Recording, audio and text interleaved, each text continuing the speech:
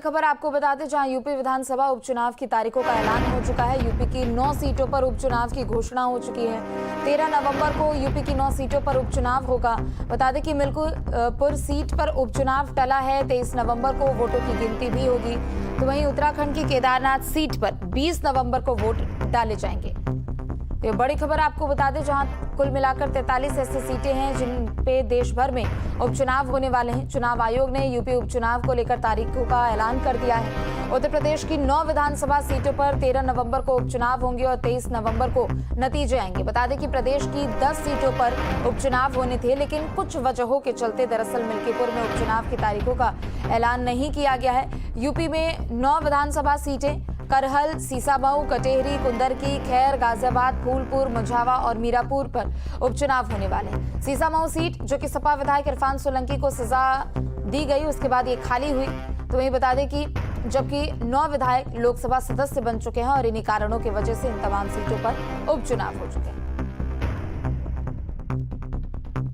By elections, we have 48 ACs and 2 PCs in 15 states.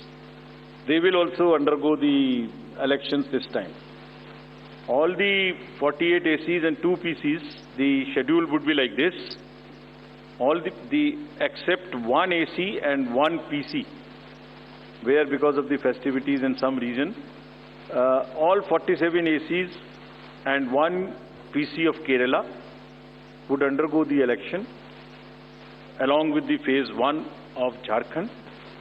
The same schedule.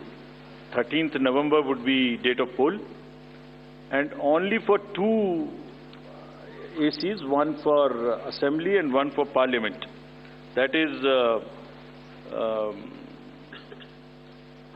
Kedarnath in Uttarakhand, because on 12th there is gazetted holiday and dispersal of the parties takes place on that day. Therefore, it is on 20th. तो वहीं deputy CM Keshav Prasad Maurya ने उपचुनाव पर बयान देते हुए अखिलेश यादव और गठबंधन को निशाने पर लिया। उन्होंने कहा कि जनता इनकी साजिश को नाकाम करेगी। सुनाते हैं आपको। जब चुनाव होगा तो उसका इंतजार करें श्री अखिलेश यादव जी और उनकी पार्टी के लोग। न्यायालय का जब भी निर्णय होगा, मुझे विश्वास है कि आयोग चुनाव कराने का ऐलान करेगा, तब जनता की अदालत में 2-2 हाथ हो जाएंगे। अभी तो 9 विधानसभा सीटों के उपचुनाव का ऐलान हुआ है, उसकी भारतीय जनता पार्टी ने मजबूत तैयारी की है और हमें पूरा विश्वास है कि हम 9 विधानसभा में से अधिकांश सीटें जीतेंगे। लोकसभा के चुनाव में जो झूठ के आधार पर जो संविधान आरक्षण के नाम पर जनता को गुमराह करके कुछ सीटें अर्जित कर लिए हैं, अब उनकी इस प्रकार की साजिश, इस प्रकार की कोशिश जनता ही सफल नहीं होने देगी। तो वहीं चुनाव आयोग ने यूपी